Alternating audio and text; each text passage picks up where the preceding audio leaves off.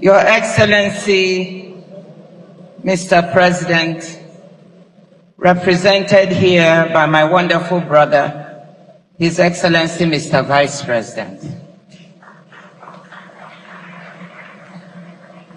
Excellency, the President of Ghana, President Mahama, another great friend. Your Excellency, the Senate President, ably represented.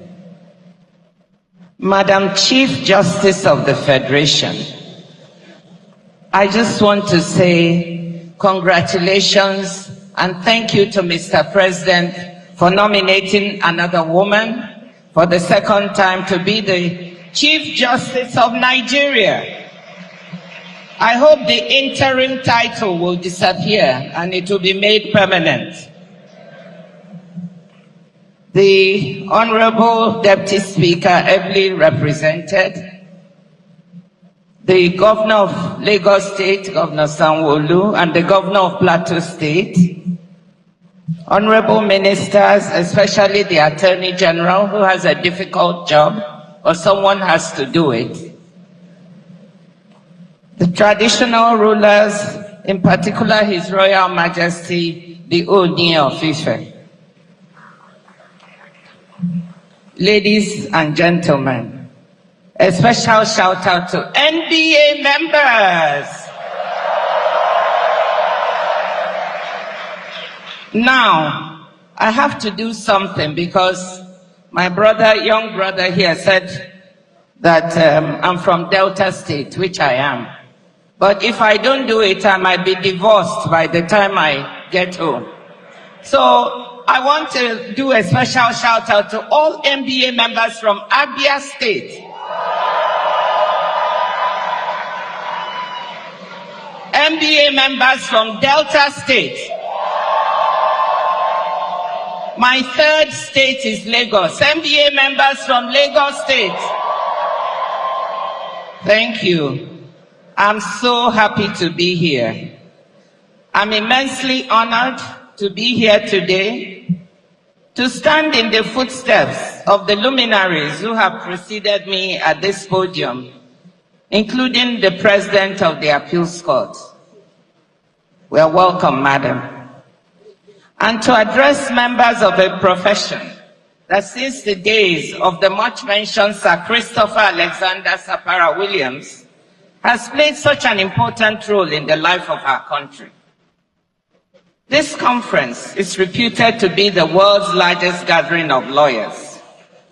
And we have so many brilliant minds in this room. Let me appreciate the Nigerian Bar Association for its efforts to tackle some of the justice issues in this country. And congratulate the President, Yakubu Meke, who I understand it means handsome man. Yes, and he's tall and handsome. But the women who have organized this meeting are even more handsome. Mrs. Oyinka Sola and her team. Please give them a round of applause. I want to thank President Mekewu for his sterling leadership and the constructive approach the organization has taken during his tenure, and also to congratulate President-elect Mazi Afam Osigwe. Now, I've been told to speak for 25 to 30 minutes. So I just want to alert you. I think after 15 minutes, people's attentions begin to wander. But that's what I was told, so you have to listen to me for a bit. Now, every one of us here in this room knows that Nigeria today is not where it should be. That our country has not progressed as it should have. That is why, more than 60 years after independence, the NBA annual general conferences are still looking at things like rebuilding Nigeria, charting a course for nation building. I say this not in recrimination or even in futile regret, but rather as part of moving our country and advancing its interests. We are living in very difficult times, locally here in Nigeria, but also globally. We have seen protests in this country a few weeks ago, but we have also seen protests elsewhere on this continent and beyond. These difficulties should make us think deeply and reflect on what is needed to move this country forward. So we can have the right type of conversation, not about blame games or recrimination, but about what we actually need to do to tackle present and emerging problems to assure a bright future for our young people in this country. That is why my speech today is entitled A Social Contract for Nigeria's Future. I know our friends, gentlemen of the press and ladies of the press are here, and I salute them for their hard work. I'm not here to castigate or blame anyone, so I don't want you to spin my words or put out headlines that don't reflect what I'm saying or about to say. I'm here to speak to all governments of my country, all political parties, all Nigerians about a positive way forward for the country. If we look back to the early years of independence, it's clear Nigeria had what it takes to succeed, and yet we've fallen behind countries that were on par with us back then. I want to remind people that in the first half of the 1960s, our per capita income in $1960 was roughly equal to that of South Korea, in the neighborhood of $100 to $120 per capita, according to World Bank data. But then South Korea's growth took off as it went from exporting primary products like tungsten ore and dried seaweed to manufactured goods. Back then, it was textiles and footwear. Compared to today's integrated circuits, electronics, ships, and autos, not to mention services exports, such as gaming, entertainment, etc., where South Korea is also strong. Meanwhile, Nigeria's export basket went in the opposite direction and became less diversified.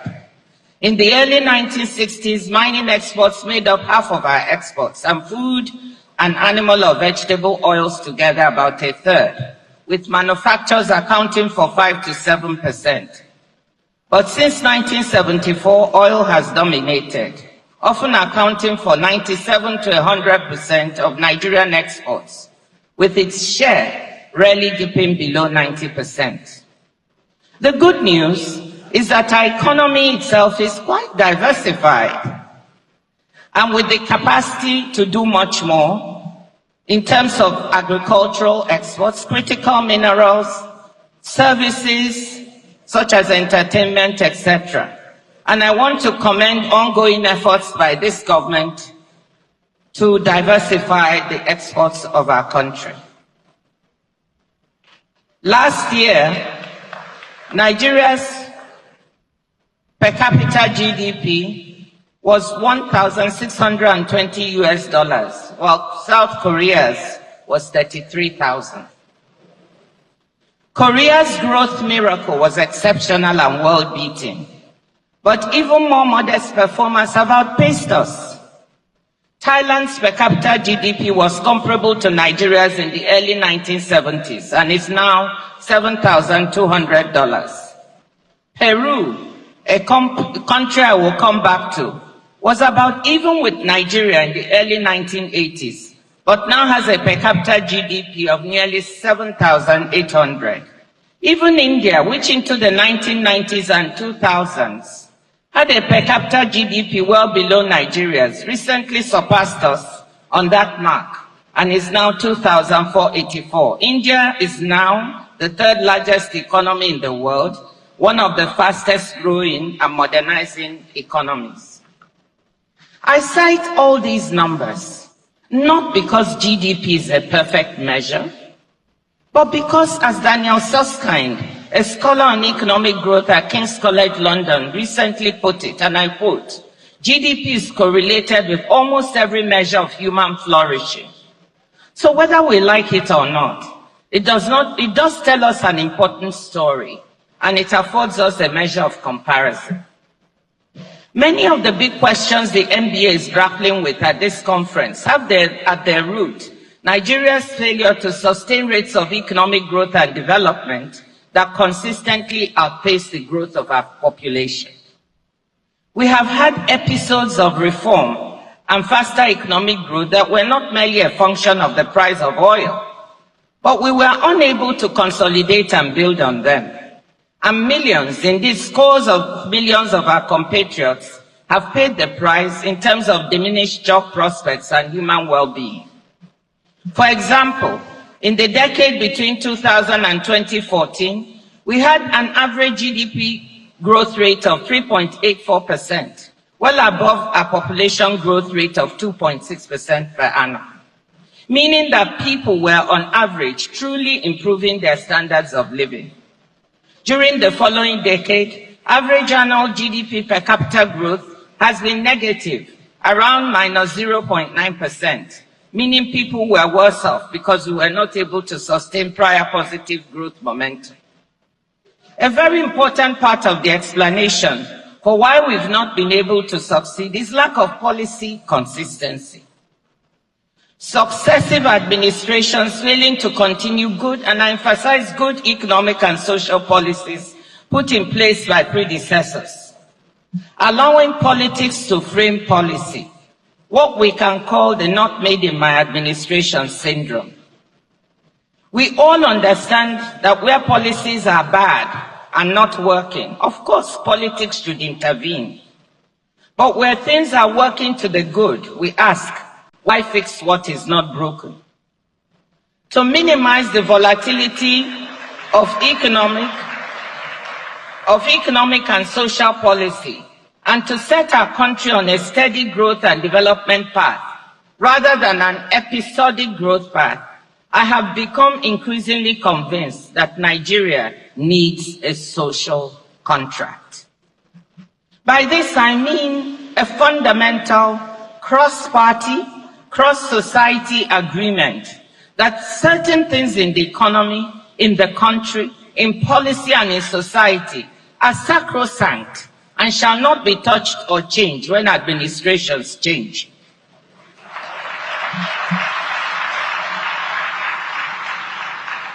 And the private sector and Nigeria's civil society, including influential actors like the NBA, have important roles to play in policing a social contract and holding the political class accountable.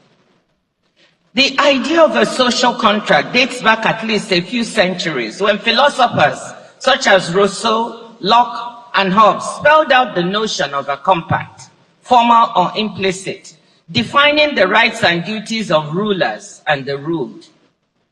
A more focused definition for our purposes comes from the former head of the London School of Economics and the former president of Columbia University, my former World Bank colleague, Minu Shafiq. She describes the social contract as being about how we pool our resources to provide the public goods we agree are needed, and how we support those affected by adverse shocks. Her book, What We Owe Each Other, A New Social Contract for a Better Society, argues that in our fast-changing globalized economy, we need a new social contract to create a sense of security among people. What I'm calling for here is even more basic.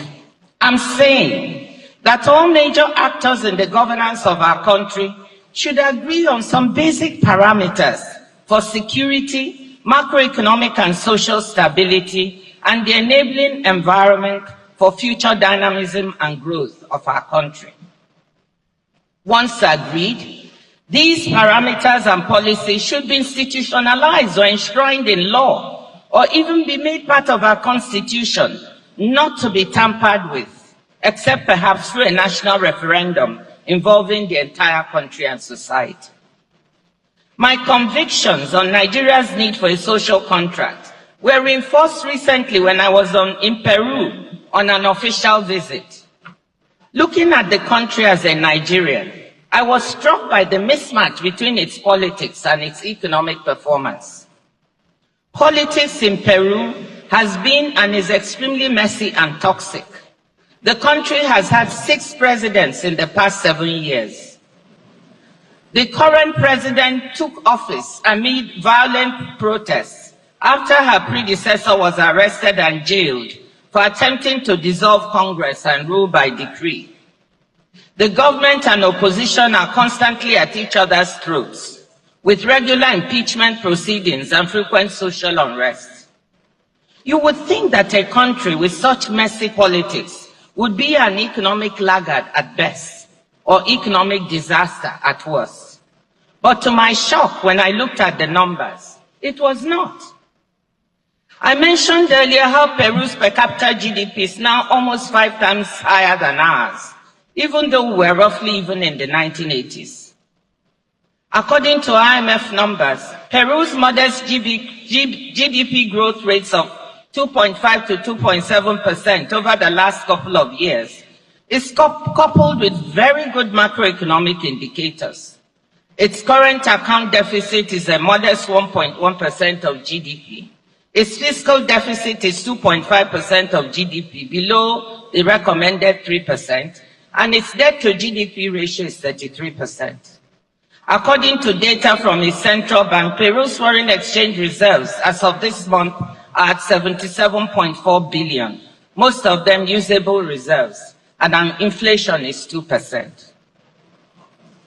The IMF praised Peru's economic management, saying in its Article 4 report, and I quote, "Inflation has receded thanks to the central bank's decisive monetary policy tightening, while the fiscal position and the financial system remain strong." With respect to macroeconomic fragility, Peru has ample buffers to cope with adverse shocks, including relatively low public debt, abundant international reserves, and access to international capital markets on favorable terms, unquote.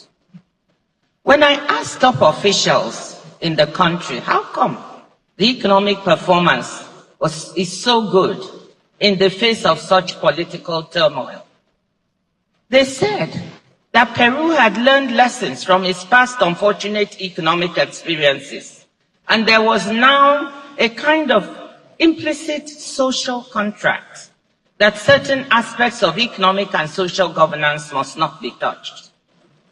Peru learned the lessons of its lost decade of the 1980s and put in place an ambitious series of structural reforms, including the policies and institutional frameworks that helped the country navigate difficult times. In 1999, it introduced a fiscal rule, placing agreed limits on fiscal deficits and public expenditures, along with an escape hatch for economic emergencies such as COVID-19. Certain forms of expenditures for social goods, infrastructure maintenance, and security were exempted from the fiscal rule, but managed transparently. On the monetary side, Peru in 2002 made its central bank independent and formally introduced a 2% inflation target, plus or minus 1%. Peru's reforms laid the foundation for years of stronger growth and poverty reduction. Even though growth lost speed after 2014 amid declining mining prices and slowing external demand, per capita incomes increased by a factor of 3.5 in the 20 years after 2002, lifting the country to upper middle income status. The central factor underpinning the performance was the implicit social contract that the policy reforms put in place that strengthened institutions should not be touched. For us as Nigerians, the real surprise must be that Peru's different political parties, for all their vicious opposition to each other, broadly supported the hard-won structural reforms and honored the fiscal and monetary policy frameworks when in power. They accepted that certain things should be respected for the good of the country and should not be played with, no matter how rough the politics. That cross-party commitment to strong macroeconomic foundations is something we need in Nigeria. During President Obasanjo's second term, we carried out strong structural reforms very similar to Peru's. A $30 billion external debt was cleared, that was mentioned earlier. The central bank was made independent. The multiple exchange rate regime became a thing of the past as a flexible, rational, managed float regime was put in place. An oil price-based fiscal rule was also put in place, along with a medium-term expenditure framework, leading to a strong accumulation of savings and foreign exchange reserves. We discussed and observed notional guidelines to enable sustainable debt levels, with a target for debt to GDP ratio not to exceed 33 to 40%, suitable for a country at Nigeria's stage of development, and debt service to revenue ratio not to exceed 33%. Actual debt to GDP and debt service to revenue numbers were far below these notional guidelines. These policies were maintained under subsequent administrations of Yar'Adua and Jonathan, and even more reforms were carried out to strengthen and modernize the economy. Strong social safety nets were built. Well-targeted social programs such as Shopee, You Win, and Saving 1 Million Lives, the latter targeting pregnant women and children. Am I saying that these administrations were perfect? Of course not. They had their problems, imperfections, and challenges. And as a finance minister, I was part of struggling with those challenges. But there was a consistency of policy that led to the economic numbers I quoted earlier in this speech. What I'm saying is this: maintaining good economic and social policies, that is, maintaining policy consistency, and adding more reforms on top of that, will lead us along the path of good progress that we all desire.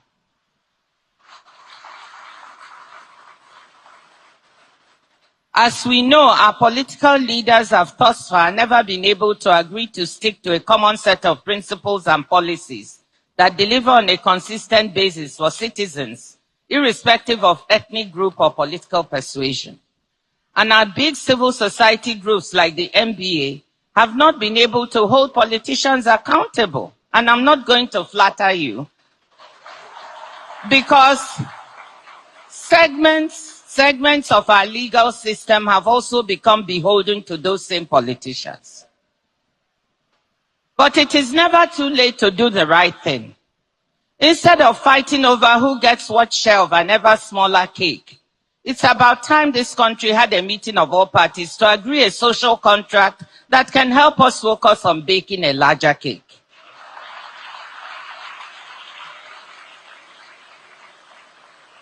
I will devote my remaining remarks to looking at potential elements of such a social contract. In line with my comparative advantage as an economist, I will focus on economic policies, though I'll offer a few thoughts on related areas as well. Note that I'm not trying to be exhaustive on what constitutes a social contract, just to give you some examples. Let me say here that trust will be a prerequisite for any social contract for rebuilding Nigeria, meeting our economic development challenges, and building a brighter future for the rising generations of young people. All political parties, all ethnic groups will have to honor this contract, no matter who is in government. The importance of trust in our country, given its size and diversity, has been clear since day one. Even before independence, in his first speech as Prime Minister in 1957, Sir Abubakar Tafawa Balewa said, and I quote, "The peoples of Nigeria must be united to enable this country to play a full part in shaping the destiny of mankind. It is the duty of all of us to work for unity and encourage members of all our communities to live together in peace and harmony. The way to do this is to create understanding, mutual respect, and trust." This is Sir Abubakar Tafawa Balewa in 1957. Trust comes not from words, but from deeds. That is, from accomplishing things together, building together. A social contract could become a basis for the virtuous circles of reform, growth, peace, security, and trust that have too long eluded us. Turning now to potential ingredients of that social contract. The first element should be a shared understanding that we must prioritize the security of lives, property, and national assets. We cannot have economic or social development without security. And we certainly cannot have security without development. We all know that. Security has been weaponized in our country for political purposes by political actors, leading partly to the difficult situation we have now.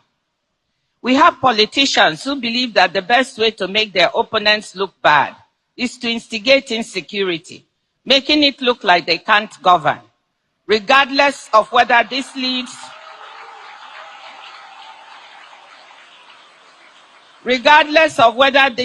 to loss of life and property of innocent Nigerians. This has to stop.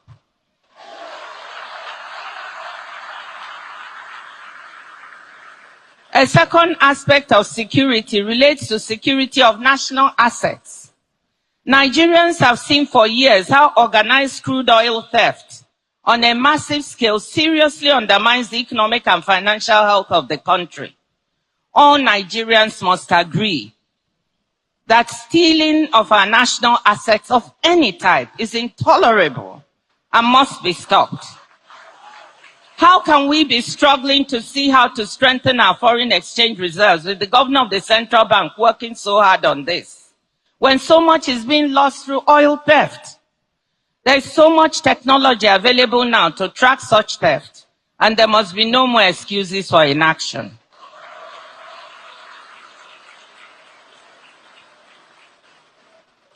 Theft of electricity cables is another rampant and very dangerous form of pilfering of national assets. I can share two personal experiences. 2 weeks ago, the cables near our house in the village, in Omoda Isingu, were caught, depriving our house and all the other houses in the village of electricity. They were caught and stolen. Yesterday, my husband called me from Abuja that there had been a major explosion near his clinic in Gwarimpa. And what was it? Some people cut the cables linked to the transformer, and the transformer exploded. They barely escaped with their lives.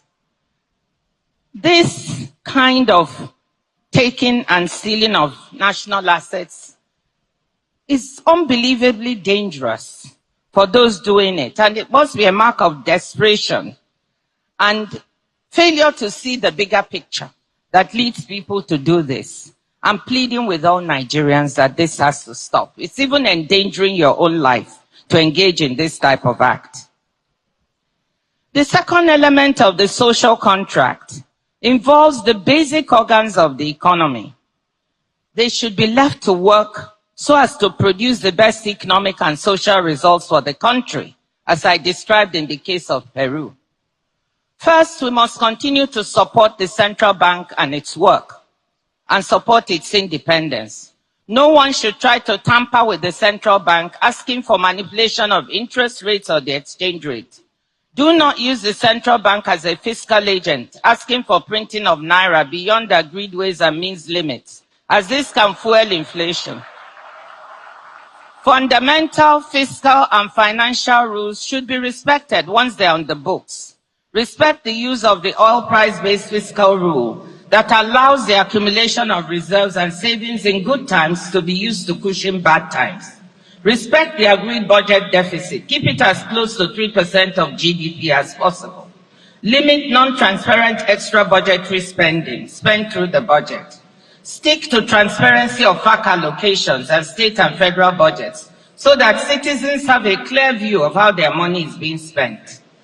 Do not exceed sensible limits for public debt as a percent of GDP.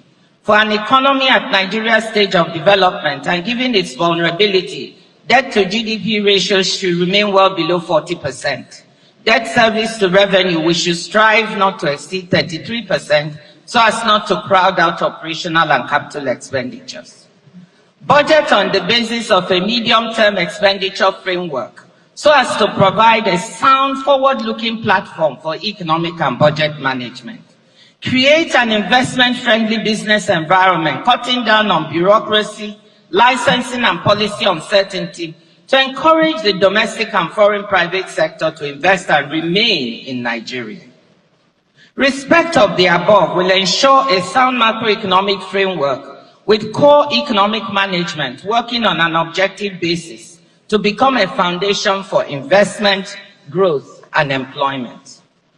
The third element of the social contract is provision of basic infrastructure services and a social safety net to catch segments of society that are super vulnerable.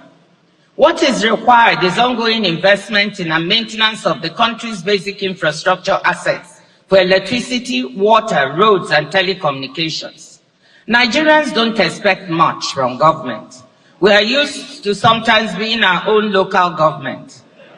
But trust between those governing and those governed would be enormously increased if we had a better maintenance culture of the few infrastructural assets we have, and full transparency and information about when and how many hours a day, for example, we would not have light or we would have light, and information on why this is happening. Crafting and maintenance of social safety net programs for the most vulnerable, children and pregnant and nursing mothers, work with states and local communities to ensure the truly vulnerable are reached. Conditional cash transfer programs can be some of the best means to do this, especially if coupled with biometrics. Community work programs for rural youth and entrepreneurship programs for young women and men, given the abundance of entrepreneurial talent in Nigeria. Part of a social contract must be continuous attention to youth unemployment and underemployment. Let me end my suggestions with a fourth element of the social contract: true independence of the judiciary and the Electoral Commission. All parties must agree that these institutions should not be tampered with, win or lose. As I said earlier, civil society, and in particular the Nigerian Bar Association, have a major responsibility to monitor observance of the social contract, especially the element of the Judiciary and Electoral Commission. The MBA should also be active in seeing which elements of the social contract can be institutionalized by codifying it into law or strengthening already existing laws, rules, and regulations. The MBA can even look at whether any part should be incorporated into our Constitution to make them less easy to tamper with. The legal profession, led by the MBA, should be at the forefront of guaranteeing the social contract. This would be in keeping with what you have been quoting here, and I have it in my speech, Sapara Williams' maxim that, quote, "A lawyer lives for the direction of his people and her people and the advancement of the cause of the country." Now, I don't mean to oversell this idea of a social contract for Nigeria. I'm not saying it's a panacea that will suddenly cure all ills. But I'm convinced it will enable us to build a strong and stable foundation for Nigeria upon which it can thrive. A Nigeria of the future with steady and consistent growth and social development that will take us back to middle income status and beyond. Of course, we will also need to take other actions to improve our education and health system, nurture our investments in physical and human capital. We will need to connect to the new and fast-changing world of technology.